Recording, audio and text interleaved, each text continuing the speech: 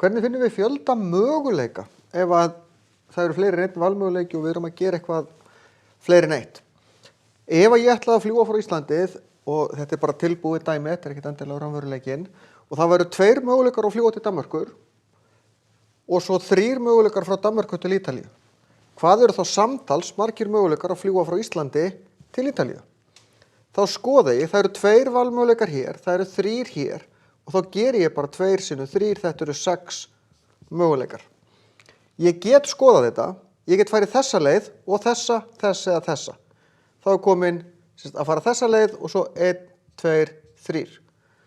Og svo er það þessa leið og 1, 2 eða 3. 1, 2, 3, 4, 5, 6 möguleikar. Sama hér, og ég er á veitingastað, 3 forréttir, 5 aðalréttir, 4 eftirréttir.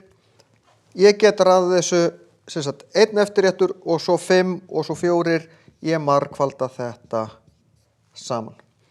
Hérna 5 sinnum 4 er 20, 3 x 20 eru 60 möguleikar. Og eftir því sem þessu tölurnar stækka eða þrepin í þessum, ef þeim fjölgar, þá verður þetta stærri og stærri tölur.